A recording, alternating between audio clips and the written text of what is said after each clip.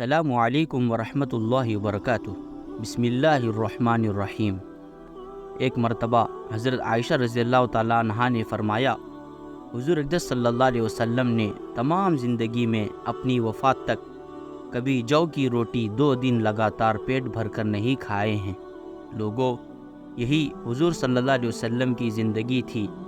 2-4 حدیثوں میں نہیں بلکہ سینکڑوں احادیث میں حضور اقدس صلی اللہ علیہ وسلم کی زندگی کا یہی نقشہ موجود ہے۔ ایک موقع پر آپ صلی اللہ علیہ وسلم مسجد میں تشریف فرما تھے۔ ایک صحابی آئے اور کہنے لگے، اے اللہ کے رسول، یہ دیکھیں میں اپنی پیٹ میں پتھر باندھ کر رکھا ہوں بھوک کی وجہ سے۔ جن کے لیے کائنات بنائی، جنہیں اللہ نے اپنا حبیب بتایا، جن کو اللہ نے آخری نبی بنا کر بھیجا، جن کو اللہ نے سید الانبیاء کہا، تمام نبیوں کے سردار، جن کو سارے عالم کے لیے رحمت بنا کر بھیجا، اتنے بڑے ہستی آپ صلی اللہ علیہ وسلم نے کہا، ذرا ادھر دیکھو۔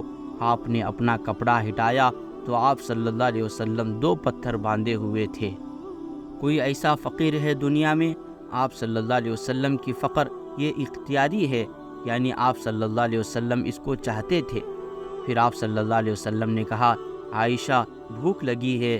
تو عائشہ رضی اللہ تعالیٰ عنہ نے کہا، اللہ سے مانگ لیجئے۔ اللہ سے کیوں نہیں مانگتے؟ تو آپ صلی اللہ علیہ وسلم نے کہا، نہیں مانگوں گا، اسی بھوک میں اللہ سے ملاقات کروں گا۔ نہیں مانگوں گا، مجھ سے پہلے میرے بھائی جو آئے انبیاء علیہ الصلاۃ والسلام، وہ اسی فقر میں گئے ہیں، میں بھی اسی فقر میں جاؤں گا۔ اپنی گھر میں یہ دکھ رکھا، اپنی اولاد کے تکلیفوں کو قبول کیا، تاکہ آئندہ آنے والی امت کا غریب طبقہ شکوہ نہ کریں، گلہ نہ کریں، حرام راستوں پر نہ جائیں، غلط راستہ پر نہ جائیں۔ حضرت عائشہ صدیقہ رضی اللہ تعالیٰ عنہا فرماتی تھی، 2 ماہ گزر جاتا تھا، ہمارے گھر میں چولہا نہیں جلتا تھا۔ ایک مرتبہ حضرت فاطمہ رضی اللہ تعالیٰ عنہا ایک روٹی کا ٹکڑا حضور اقدس صلی اللہ علیہ وسلم کی خدمت میں لے کر حاضر ہوئی تو آپ صلی اللہ علیہ وسلم نے پوچھا، فاطمہ یہ کیا چیز ہے؟ تو حضرت فاطمہ رضی اللہ تعالیٰ عنہ نے عرض کیا، یا رسول اللہ، میں نے آج روٹی پکائی تھی، میرے دل نے بغیر آپ کے نوش فرمائے کھانا گوارا نہ کیا۔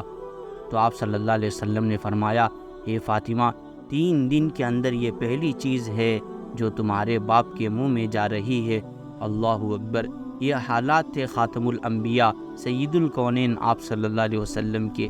یہ قربانی اپنی امت کے غریبوں کی تسلی کے لیے اور اپنی امت کے مالداروں کے لیے سبق حاصل کرنے کے لیے ہے کہ اگر اللہ رزق دے تو اپنی حیثیت کو نہ بھولو، اور اگر نہ دیں تو اللہ کے حبیب کی قربانی کو نہ بھولو۔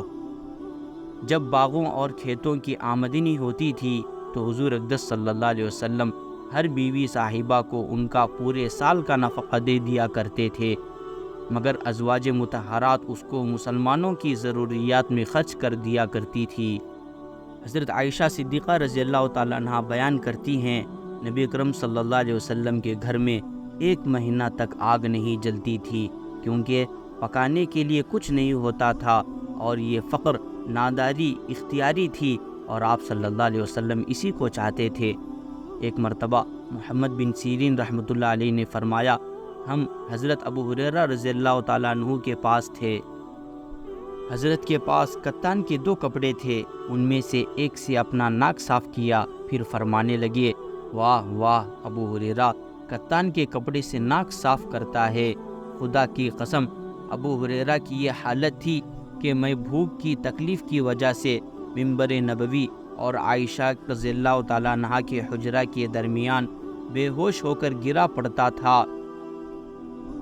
بس کوئی شخص آتا تو میرے گردن پر اپنا پیر رکھتا اور سمجھتا تھا کہ مجھے دیوانگی ہے، لیکن وہ دیوانگی نہیں تھی، وہ بھوک کی وجہ سے تھی۔ یہ تھا آپ صلی اللہ علیہ وسلم اور ازواج مطہرات اور صحابہ اکرام رضی اللہ تعالیٰ عنہم اجمعین کے قربانیاں۔ اللہ تعالیٰ ہم سب کو قبول فرمائیں۔ السلام علیکم۔ ایسے واقعات دیکھنے کے لیے ہمارے اس چینل کو سبسکرائب کریں، شیئر کریں۔